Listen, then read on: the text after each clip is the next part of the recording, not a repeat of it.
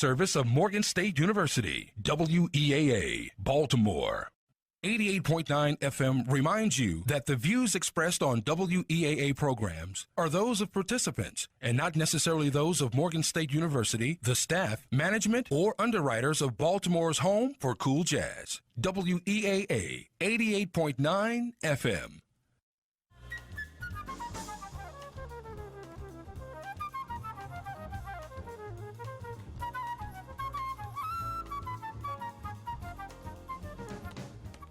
Welcome to Keep It Moving with Marsha Jews, WEAA 88.9 FM, the voice of the community. We march because the murders must stop now. I can't breathe. I woke up after only a couple hours of sleep. I knew that the unknown is just that, but I had to go to Washington, D.C. and be with the rest of the thousands of people all over the world who have had enough. Enough reading about senseless murders, enough watching miles of television footage from the comfort of my bed or living room, enough watching families in pain, mothers holding their wombs while tracks of tears filled their cheeks, enough of the lies that police officers and their public relations spin that is filled with monumental words of nothingness. Enough of the grand jury swayed by city attorneys that have no business trying a case against any police officer in any city of this nation. Enough of the hidden information, weak leaks of lies, and police chiefs finding any type of ignorant reason to justify the murder of 12-year-old Tamar Rice and any other child.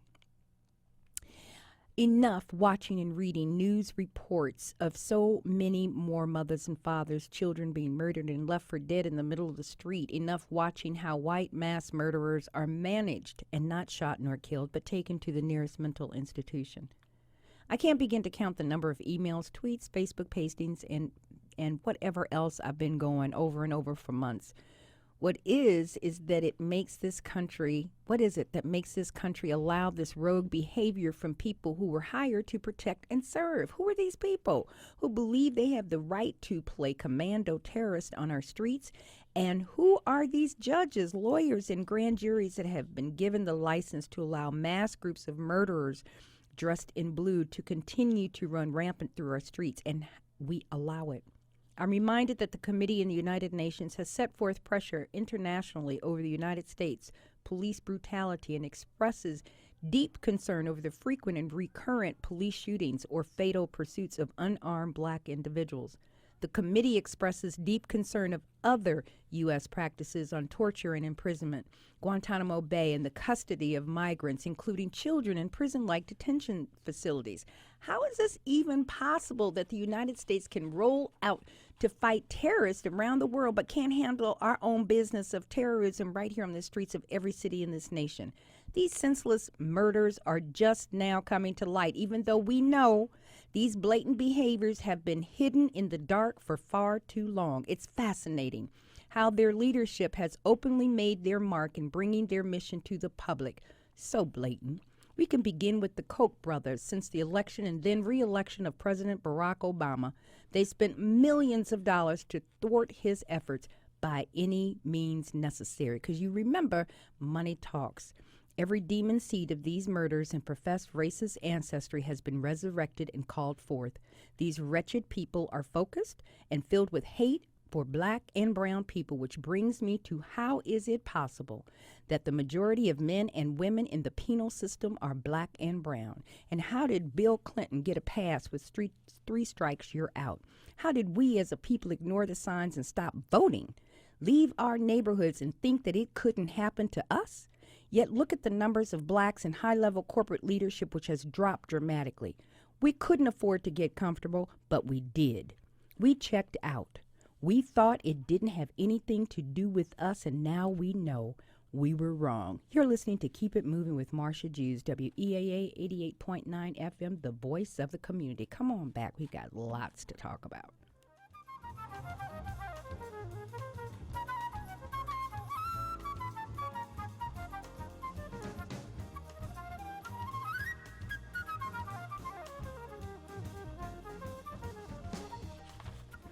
Welcome back to Keep It Moving with Marsha Jews. We are here tonight with this incredible author. She's actually the editor-in-chief of an incredible paper, Truth out. She's the editor-in-chief, but she's written a book that is right up my alley, and it's called Locked Down, Locked Out, Why Prison Doesn't Work and How We Can Do Better. She's been a senior editor and reporter at Truth Out, the U.S. Defense Policy, Criminal Justice System, Campaign Politics, and a myriad of other things. But she is an incredible writer, and this book certainly has my attention. May I introduce gladly Miss Maya Shenwar. How you doing, Maya? Oh, I'm doing well. Thanks so much for having me on. Well, thanks so much for joining us. This is a very interesting book, and tell us about your sister, Kayla. Well, actually, Kayla is the reason that I got involved with writing about this issue in the first place. And that's because my sister has been in and out of the prison system over the past 9 years. First, she entered juvenile detention, and after that graduated to adult jail, and has kind of just been in and out from behind the walls. Since then, like many, many other people, she just got caught in the cycle of incarceration. Mm-hmm. And that's what this prison system does to people. It just creates more prison. So she's just one example of that. So now I thought it was very interesting as I was going through your book, and I know that you've been an advocate in talking about prison and the prison industrial complex for years. So you weren't new to the topic, but I think that it just hit home with your sister. Exactly. Yeah, I actually was already writing about prison before she became involved in the system. But of course, when she entered the system in a serious way, it just intensified my journalistic commitment to the topic. And it is one of those topics, I think, that for a lot of people, the way that they come to it is because of personal involvement. And that's because, especially for people who come from communities that have kind of disconnected from the system, and I think you touched on this a little bit just now, that if you're not personally touched by prison and policing, you might be able to just check out. Right. You might be You're able detached to because it doesn't have it doesn't have anything to do with me. Right, exactly. But it has to do with all of us, and in fact, it's particularly at this point, and this is something that came up at the UN recently, as you mentioned, this is getting to be the level of genocide in terms of the intersection of prison and policing, particularly on black and brown communities, and particularly black communities. But wait, Maya. Now, genocide is a big word, girl. You sure you want to use that word?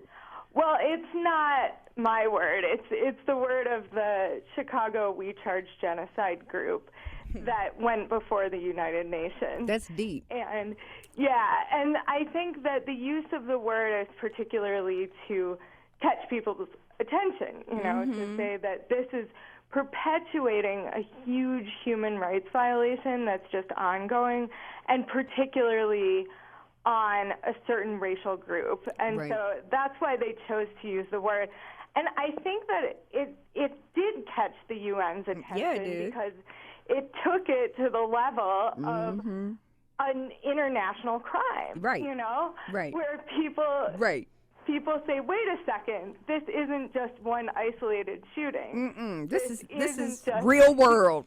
Right. Exactly. It's real world. This is real world. It's like Wild Wild West on the streets of the United States. Right. And I think what's really fascinating, and when we talk about the incarceration, because these are parallel tracks. Right. And so the genocide becomes the parallel, in which I find in your book that was really fascinating, that you called, and I love this term, Angela Davis, a staunch prison abolitionist. Yeah. So the way, and I think that this is kind of along the line of what Angela Davis has has been talking about for years, is this idea that prison is not only a travesty, like it's not only inflicting violence on millions of people, particularly in communities of color, it's also not working. It's not keeping people safe. Right. And so the idea is, well, we're not saying open all the prison doors tomorrow, like, okay, let's just do away with prison. It's the idea that, well, we have to be able to envision a world beyond this institution because it's harming people and it's actually not working to keep anyone safe. Yeah, and they're coming right back. So there's no preparation for them to stay out. And there's no real interest in them not having recidivism, because if they have a commitment to have a 90% occupancy, then for a prison industrial system, then it seems to me it would behoove them to have people in that jail, especially for their stockholders. Exactly, right, because this system is also about profit. Human beings equal profit. So you used the term, because I'm going to interject this because I want you to take this right where it's supposed to go, the modern slave auction block. Right. Yeah, and I think that metaphor functions on a couple of levels. One of them is just if you look at how prison plays out for families. So you have people go to court, get sentenced, or even go to jail without being sentenced, and they're being ripped apart from their families. And sometimes they're being sent across the state or even across the country. There's no telling when they're going to see their family again, and even families with children. In fact, most people in prison do have children, and the vast majority of women in prison have children. Half the time, those children are not able to visit their parents.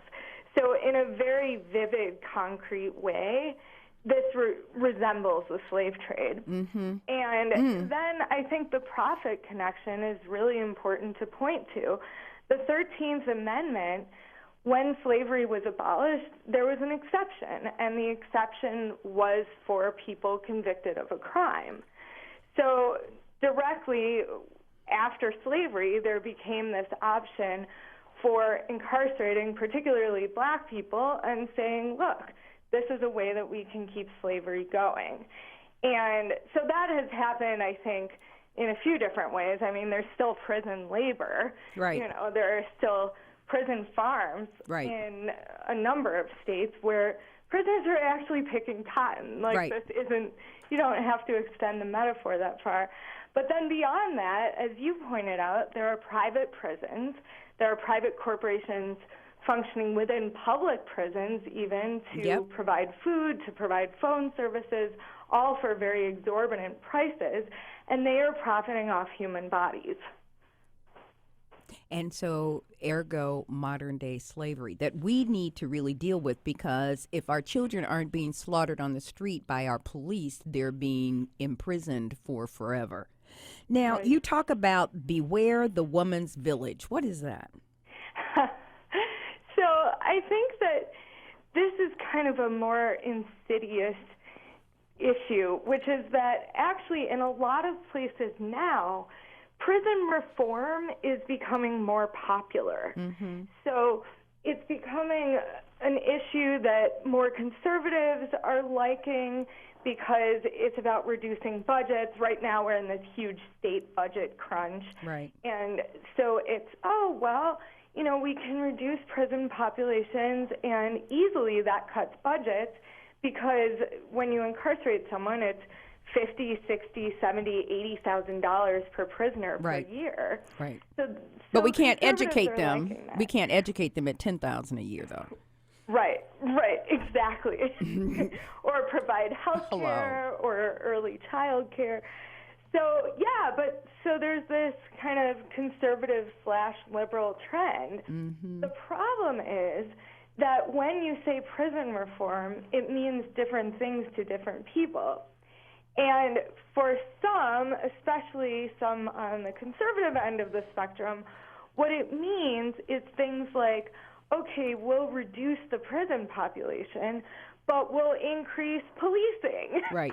You know? Right. Or we'll reduce the prison population, but we'll put people in other lockdown facilities. And the women's villages are one of those where in California they're working really hard to reduce prison populations, but they're proposing the creation of, for example, what they're calling mental health jails, where they'll still be incarcerating people, but they'll say they're providing some kind of treatment. Or like these women's villages, they say, oh, well, this is a place where we can provide services for poor women of color.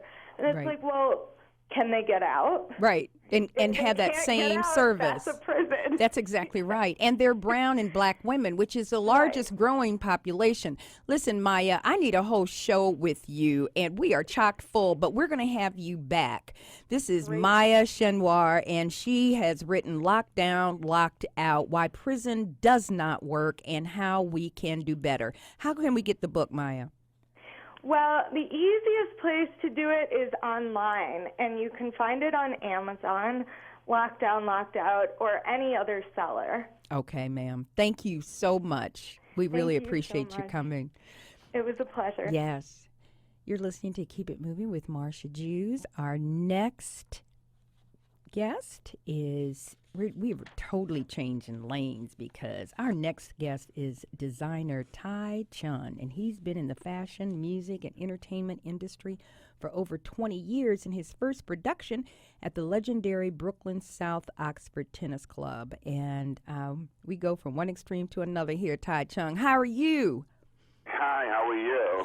I'm wonderful, but I see that you've been doing the Mercedes-Benz Fashion Week and all kinds of stuff. You're very excited. That website is blasting, man. It's amazing. It's wonderful to see. How did you get in the industry? Oh, gosh. It's crazy. I went to school for psychology and minored in theater, and I was working at Catholic Charities, and the passion for my craft and my art and my talents came out through like the Black History Month. We would do celebrations, and I would put on the shows and all that kind of stuff. And one of the participants' parents happened to be a working partner at Mercedes-Benz Fashion Week that was over at Bryant Park, and said, "You need to come over here. You're super talented," and all that kind of stuff. And it's been history since then. That's amazing. So you just totally changed lanes in the middle of the road, literally. Exactly. You say, I'm out. I'm making a U-turn right here, and this works for me. I love it. So now you deal with the whole thing, and I think what's really interesting here when you start talking about careers, that you've dealt with the whole aspect of fashion from the head to the toe, inside, outside, and with your psychology, you can take that to a whole nother level. What made you decide to create your own business, though?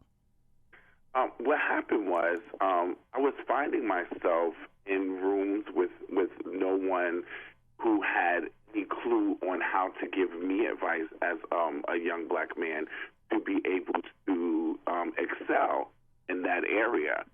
So I started working closely with each person, whether it was the dressers, whether it was the steamers and the stylists, the makeup artists, and all of that, and started honing in my craft and took a leap of faith to produce my own show and during Fashion Week, and then it just started from there. Yeah, but, you're saying that really lightly, and, my listeners like information. You didn't just say, I'm just going to go do my own show for Fashion Week. That was huge. Baltimore's growing this whole new fashion environment, and they talk about what you spoke to. They're finally getting people who have been in that industry. Talk about how and why you really did that first show. The first show, it was absolutely no. When like I said, and outside of myself, speaking of myself, when I looked around, there was no one who looked like me. And the people who came through, like the models that came through, they would come through chewing gum, and they would come through with braids in their hair, and they would say, "Oh, this is my signature walk," and just all of the things that I witnessed. And I realized that I had to bring things to a certain status quo in order for me to be able to see more people like me in the industry, and no one else was going to give them the opportunity. So I used to take people to the side.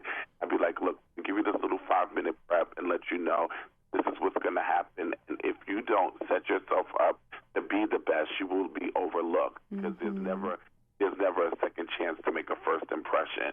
So it was out of kind of sort of vanity, because I wanted to see my own people shine. Okay. And it was also out of I could do this at the same level, if not better. Mm-hmm. But you had to have the right folks around you to carry your vision through. Yes, exactly. Mm-hmm. So now, not only are you being on the creative end, but you have a program called Kids Are People Too? Yes, I do. And what is that?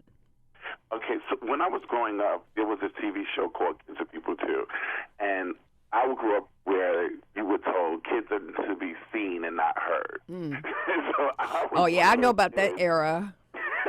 I was one of those kids who was allowed in the parlor when the women used to break off into the parlor and have women talk, and the men would go and have cigars and brandies and all that kind of stuff. And I would sit in the room and with the women, and I would be underneath my grandmother's chair, and she would tell me just to be extremely silent, and I would listen to what they talked about and all that kind of stuff or what have you.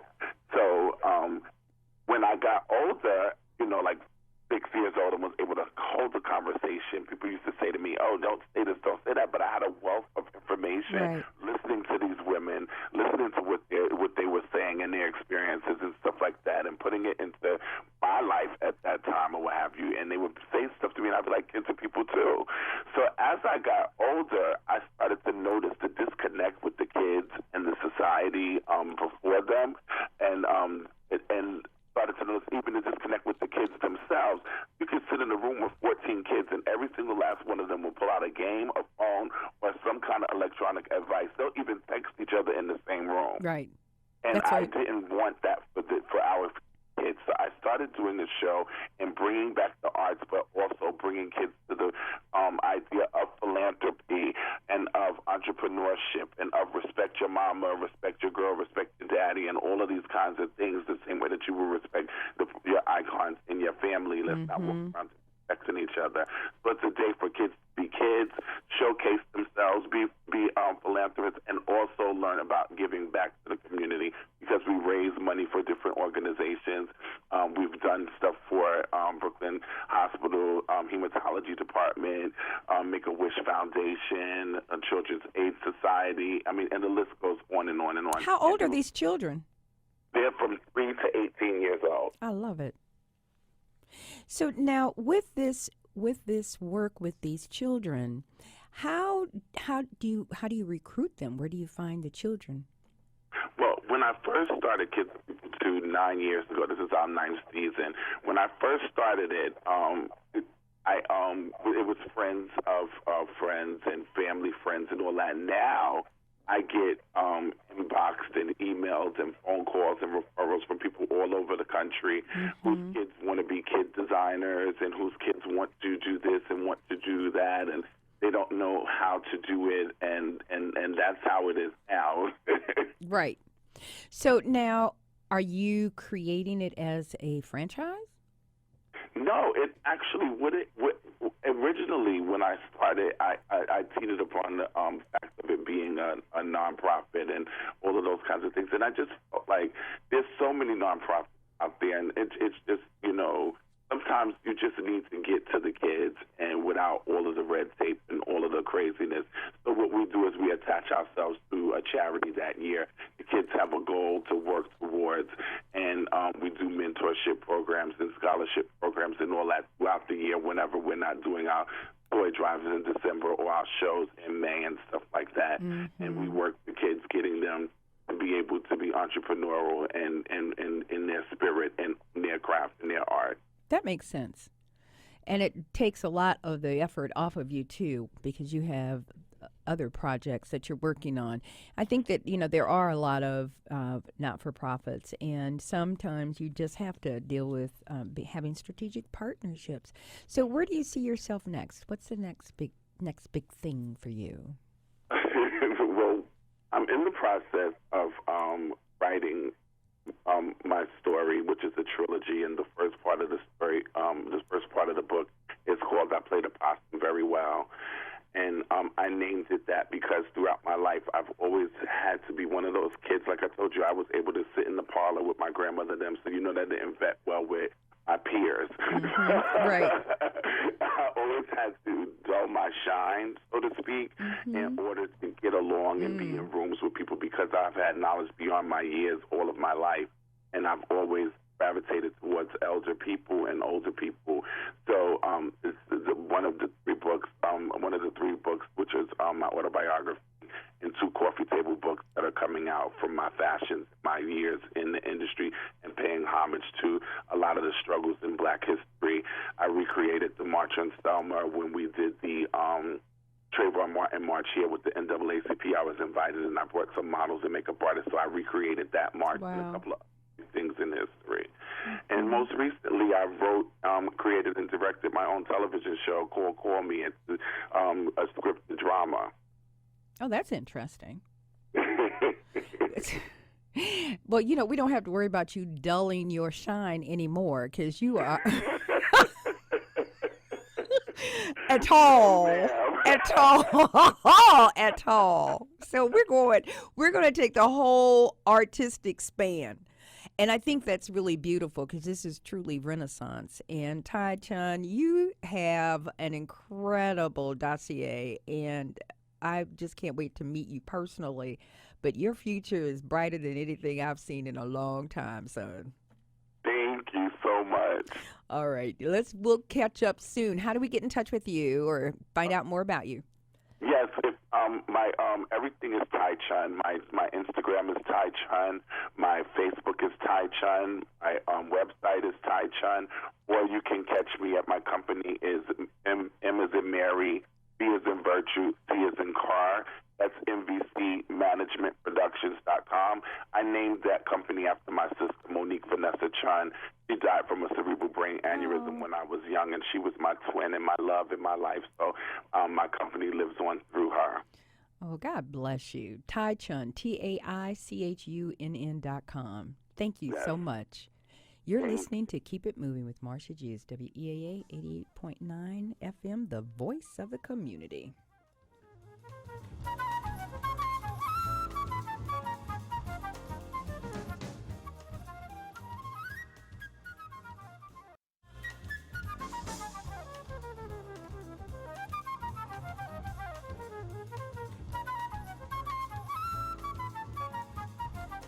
Welcome back to Keep It Moving with Marsha Jews, WEAA 88.9 FM, the voice of the community. Our next guest is Regina Brooks. She's the founder and CEO of Serendipity Literary Agency.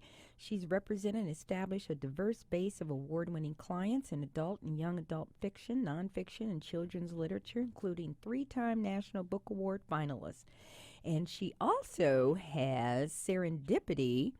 Now, wait a minute. I'm getting ready to say it wrong. Your tea company. And Possibility.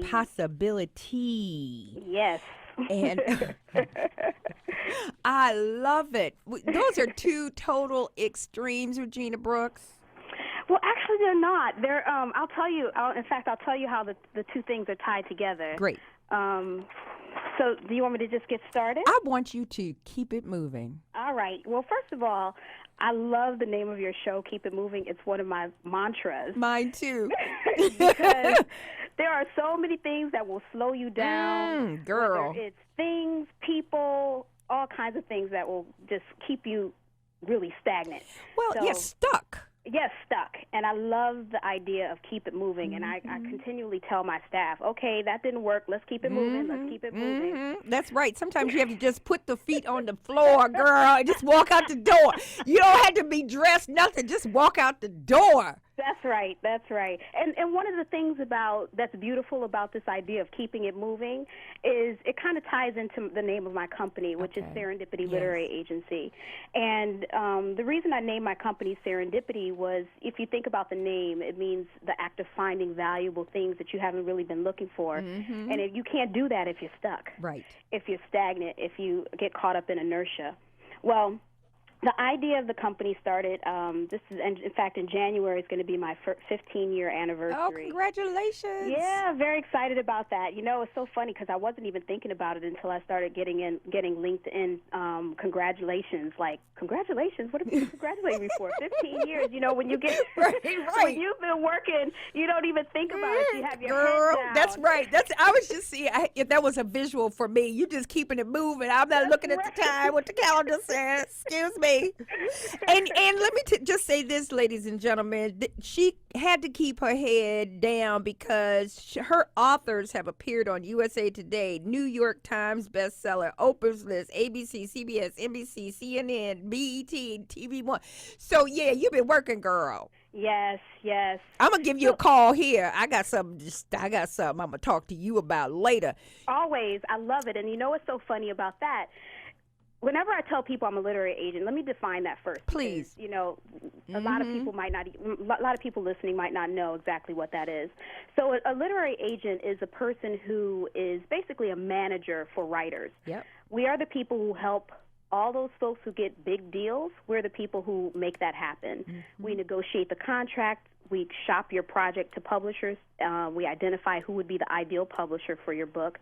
And we basically work with you throughout the whole entire life cycle of the book. That's important, though. Yeah, absolutely, because a lot of people are self-publishing their books, and that's a wonderful thing. This is an incredible time for writers.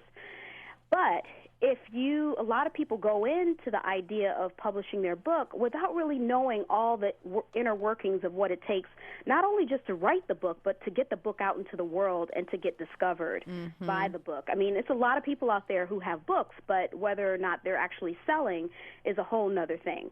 And the role and the goal of literary agents is to try to make sure that you get the best type of launch into the marketplace. And we help make sure you get the right cover for your book. You know, if you're having any issues with creative differences with the publisher, that's our goal. Our goal is to try to be the mediator between the editor and the author, if that's needed. But more importantly, making sure that your book shows up in all those places that are necessary to reach your audience. But you know what? We're back to let me first say this, that you were an aerospace engineer out of Ohio State, and I think that's just right on, first of all, that you started. Now I know your audience probably is like, okay, wait a minute. No, but it makes sense because of the way engineers think, and that's how you're running your business. That's right. I'm so glad you said that, because a lot of times people don't understand the transition from the engineering into publishing. As I first started out working as an editor. So as an editor, what you do is you look at a system. As an engineer, you look at a system and you figure out where are the potential places that this system can fall apart. Okay, and the process. Right? You do the same thing as an editor. The only thing is the product or the thing that you're designing or developing is a book. So you're looking at that book as a system, and you're saying, okay, are the characters well developed? Is the plot working? Is the pacing of the plot nice? You're looking at characters, dialogue, all of those different elements that make a really strong book a really strong book. And so starting out as an editor, I was using a lot of the same skill sets. and just mapping them over into a different industry. And I think that that's really important for your audience to know too, because sometimes you may get into an industry and you realize, you know what, I want to change courses, or I want to pivot. And if you make that decision, look at all the core skill sets that you've attained, and then figure out, okay, how can I apply those same skills in a different industry? Transferable. That's right. That's right. And there's a thread, though. There absolutely is a thread, and I'll tell you a little bit. So when I first started out in engineering, and then I moved into publishing. And when I worked in publishing, I was working on engineering books. Okay.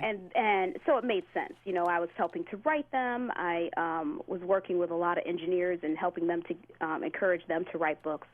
And then I started my agency. And I've always kind of had this left brain, right brain conflict. Okay. In college, I wrote poetry and got a few things published. And I've always wanted to do things in the creative field. I went to the School of the Arts in high school. And publishing kind of was like the great space for me, because I was able to tap into both sides of my brain, both the creative side as well as the more technical side.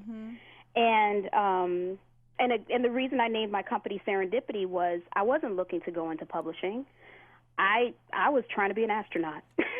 That was my goal. My engineering degree is aerospace engineering, so I wanted to be an astronaut. That was my goal. But you have to be open to finding those things and listening to spirit when it tells you to move. You know, I'm working on a book right now that kind of talks about that. And I am an author. You had mentioned that you have a project that you might want to talk to me about. One of the things that I realized as an agent was that there are so many people who have books inside of them that need to come out. And I wrote this book called You Should Really Write a Book, How to Write, Sell, and Market Your Memoir. Yes, and girl, I can't wait to get that book, for real. Now, the thing is, I named it that because everybody is always telling someone else that they should really write a book. Whether you're at a brunch, everywhere. Anywhere you are, and you start telling a story that you have, and someone will say, "Ooh, that's a book. Ooh, you can't make that up. You need to write that down." And so the idea of the book was to make sure that if you do decide to take that great advice about writing a book, that you have the requisite skill set to be able to really actualize it. Right. And in a way that people will be engaged and, will want to read your book. So the goal of the book is to kind of help with the craft, but also helping you understand how to market the book once it gets out. But you also do workshops and things with your... Oh, absolutely. I do workshops. I do workshops on people who are writing memoirs. I do workshops for people who are interested in writing young adult books. The young adult category is one of the most lucrative categories in the publishing industry right now, and I encourage your audience to, if you have ideas and books for young people, please do be in touch, because again, it's one of the most lucrative. I mean, think about all the movies that have come out just within the last 3 to 5 years. I mean, we have the Twilights, the Hunger Games, all of those movies were derived from young adult books. Right. So now, is there, I know that there's a market for younger children who are 6, 7, 8 years old, and they're writing books too. They sure are.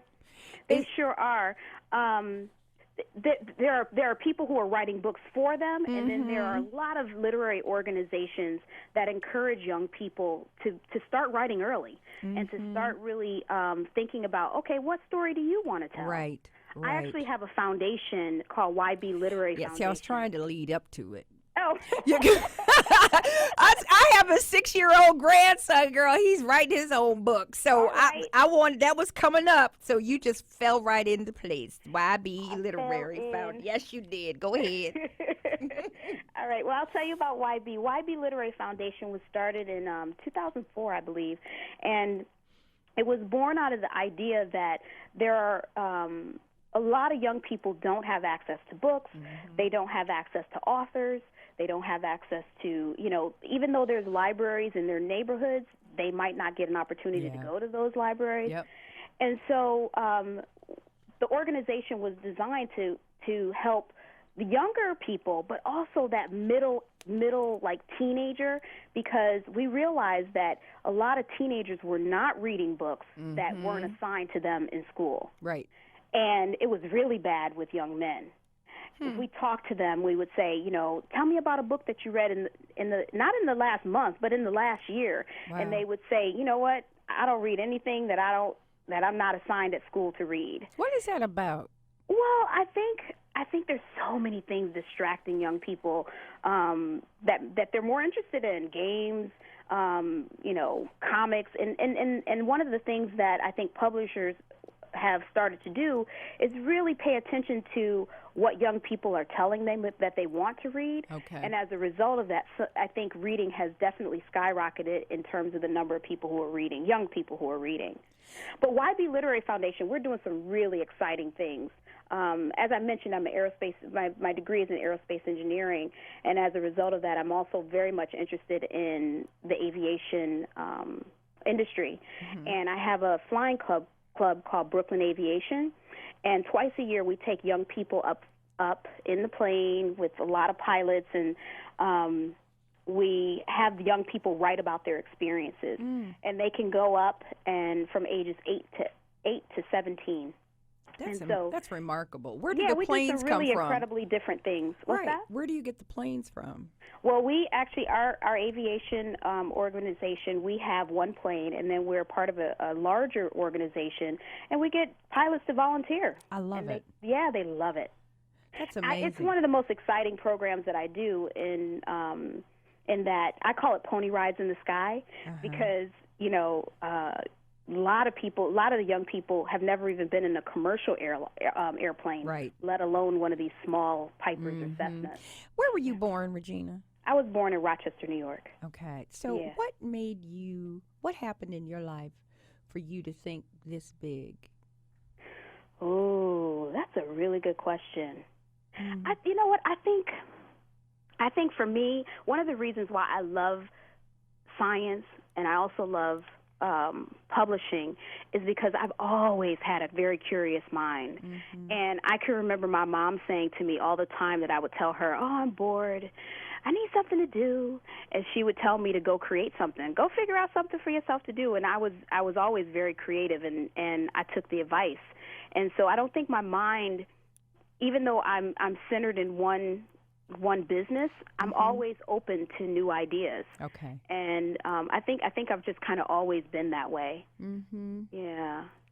And in fact, that's one of the reasons why the tea company, or we talked a little bit about this before, how did it seems like those two things don't really dovetail together, but they do. The tea company was born out of the idea that as an agent, I'm constantly wanting my authors to write more books. Like, when's your next book coming? When's your next book coming? And sometimes authors will say to me, well, I don't really have an idea yet, but I'm working on it.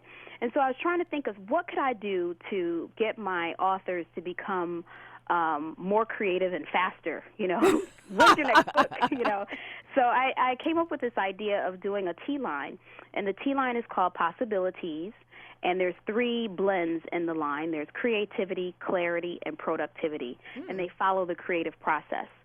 So if you tell me you're one of my authors and you tell me that you don't have an idea, I tell you, okay, drink creativity, and I call that a muse in a cup. I love it. And most people, once they get started, you seem like one of those people, like when you have a really good idea and then a whole bunch of ideas will start flowing. Yes. I need to harness them, though. That's right. That's it. And that's what clarity does. That's what the clarity does. It helps you focus and get one idea on paper. And then once you get that idea, a lot of people, they'll get stuck, or they'll start to get afraid, and they'll say, oh, I still have to do some more with it. At a certain point, you have to let it go, and you have to become productive. Okay. And that's the productivity.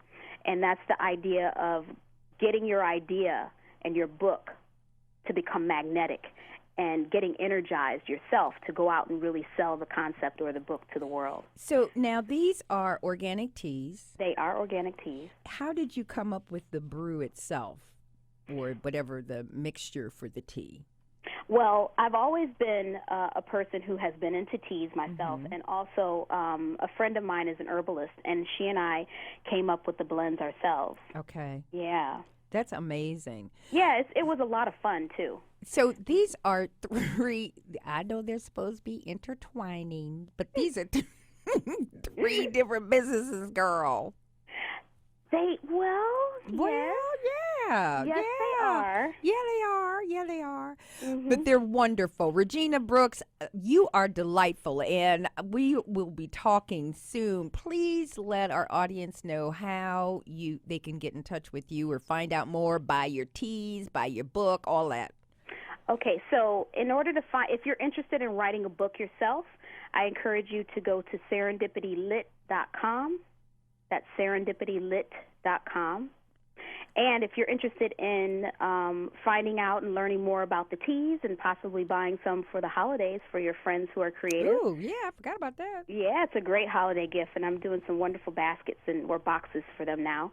The tea website is Possibilities, and that's POSSIBILITEAS,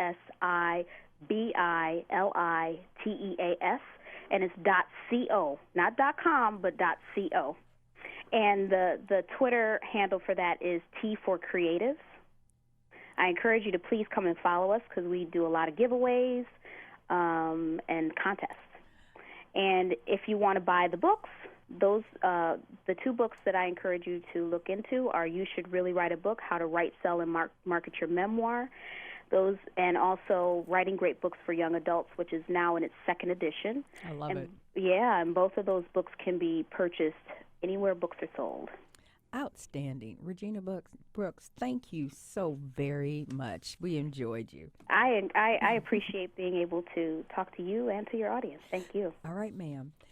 You're listening to Keep It Moving, and our next guest is Sharon Hassan, the Executive Director of the College Goal Maryland. How are you? I'm wonderful. Now, the College Goal Maryland has been around since 2000, and you're offering free on-site professional assistance to foster and homeless children and low-income families. Talk to us about this incredible program. Oh, well, thank you for having us today. Thank you. You're welcome. College Go Maryland is a community-based program that actually started in Indianapolis 25 years ago, so they're celebrating their 25th year. Wow. And in January, Maryland will be celebrating its 15th year being a Nice. participant. College Go Maryland is a free service where we have target audiences, which would be our first-generation families, low-income students, and adult learners, and also those who are homeless youth and foster youth.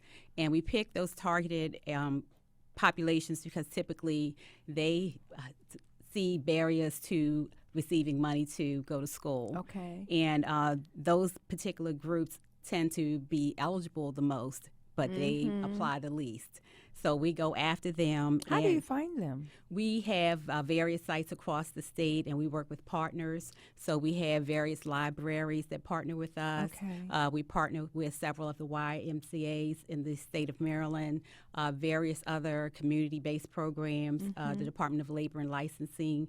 This year, we're partnering with the Maryland State Department of Education to be a part of their college application process. So they already help the students complete a college application, and then those students will come to our programs and we'll help them complete the FAFSA. The what? The FAFSA, and that's the free application for federal student aid.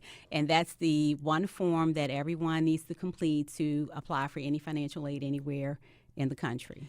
So now you also offer language translation. So in those places for people who speak a foreign language, you would be able to give them assistance as well. That's correct. And that service varies by site. And so each of our sites offers a variety of services. All of them offer the online free FAFSA assistance, and that's the assistance filling out the application. All of our sites also offer scholarships, and so we raise money throughout the year for people who attend to apply for those scholarships who attend our programs. Okay. And the different languages, as I said, they vary. Typically, Spanish is the one that most of the sites will have. Okay. And then at Prince George's Community College, they also offer French. Oh, that's nice. Because of the population in that area. Oh, really? I didn't realize that. Yes.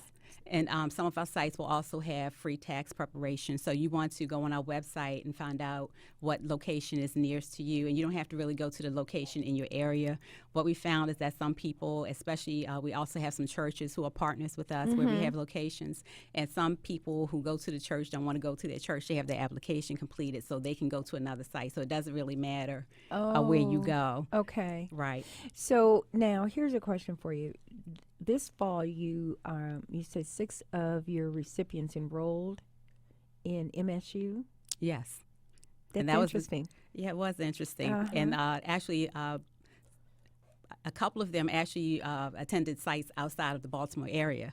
And so, that was very surprising to me because with the scholarship piece, that's how we know where the students enroll. And so when this opportunity came up, I said, let me see how many students actually did enroll at Morgan. Yes. And that's wonderful. That's the first time we had that many. That's we always wonderful. have at least 1 or 2 who attend here. So the people who created it and the reason why you all brought it to the state of Maryland, why did you all think it was important? Well, we thought it was important because we were missing a lot of people who we know are eligible and they weren't applying. And so we wanted to find out why they weren't applying. And so we got together in the state of Maryland through the financial aid organization and decided that we had to figure out a way to make it more inviting and make it convenient. So when the program originally started in Indianapolis, it was only on Sundays. Okay. Now, in Maryland, we have it at any time. So some programs are on Sunday, not too many now. Most are on Saturdays, some are in the evening, and I think we have 1 or 2 that are during the day. And so we have programs at all different times and now at different these locations. programs are the the completion of the application in tax. Some places have tax preparation, so you want to go online and see what services are offered at a particular site. Okay, so all the sites are listed on the website. Yes, all of our sites. We have 20 sites throughout the state of Maryland. Oh, that's that wonderful. we're working with. And we go as far north as Frostburg, that may be north or west, and then we also have sites on the Eastern Shore as well. Oh, that's powerful. I know this is crazy, but how do you reach children who are homeless? Well, and we have a large population of homeless children now. Well, we work with those agencies that deal with those students, so they are partners as well. And so they make sure that the students get to the locations where we are. And we also, in some cases, will offer transportation. So, like if it's an area that we know we have a lot of people coming from that area, we'll set it out where we have a bus that will go around during that day and just circle around. And the people will know because they will stop at the regular stops and just pick them up and bring them. And then when they finish, they take them back. So, like in the rural areas, a lot of times transportation is an issue. So we know that, and so we try to make each site relevant for that particular area where the people are. So are there any deadlines that we're coming on the end of the year and people are starting to think about right now? If you're in high school, college is going to be coming up for next year. Are there some deadlines that we need children to be thinking about? Well, absolutely.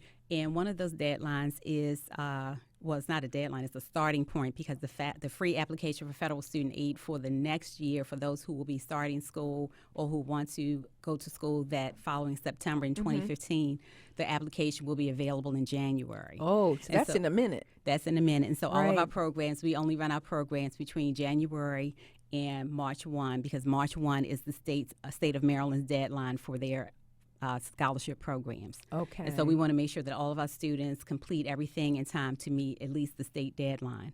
And there are some institutions in the state of Maryland that require the free application to be done by February 15th.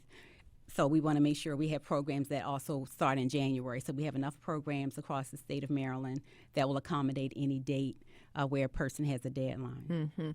So now, if I get a scholarship now, am I still eligible next year? Is there an ongoing, or do you start another cycle with somebody new? Well, for the College Go Maryland scholarships, that's a one-time scholarship. Okay. And so, but you can, if you go to a site and you're lucky enough to win again, you can win again, but it's not renewable. Okay. And I think that's important because, as you know, people are scrambling for money and trying to figure out how we're going to make this work. What are some of the things that we need to line up? So is there some sort of directory or some online thing that gives us a listing of what scholarships are available? Well, there are a couple of things, and you can find that information on our website as well. So we have information on scholarship sites, and these are all ones that they have no fees with them. So we encourage people not to pay for anything because we offer all of the services for free. Great. And anything on our site is free. How do you raise money? Through grants. So we write grants every year and apply for those. And, of course, the data is important. So we have to show that we do make a difference in the community, and we do reach the populations that they want us to reach, and that would be our first-generation low-income students and things like that. And so we take surveys at all of our sites as well to find out did the people who participated, did they get what they needed from the services and things like that. So, Ms. Hassan, Sharon, if you wouldn't mind giving us that website where people can go and whatever other information for them to contact you. Okay, wonderful. Now, the website is long, but it's College Goal, like football, GOAL, Sundee, SUNDAY, MD.org, and that's COLLEGEGOAL, SUNDAY, MD.org. And we have a toll-free number that's busy all year long now, and that's 1-877-632-4709. Oh, thank you. That's some really great information. I'm so glad we were able to connect and that you were able to make it today. You're listening to Keep It Moving, and we want a big thank you to Sharon Hassan. And, oh, gosh, we had a great time with Regina and Ty and Maya, and this has been a great show. And a thank you to the listeners, all of our guests, Mike Middleton, engineer, Andre Melton, entertainment producer, Meredith Leon McCormick, Shaka Berry. To learn more about our upcoming shows and guest comments, we ask you to please subscribe to our newsletter, Keep It Moving, Marsha Jews at Gmail. Like us on Facebook, follow me on Twitter. Thanks for listening. This is Marsha Jews. Please tune in next week to WEAA 88.9 FM, the voice of the community. And until then, let's keep it moving.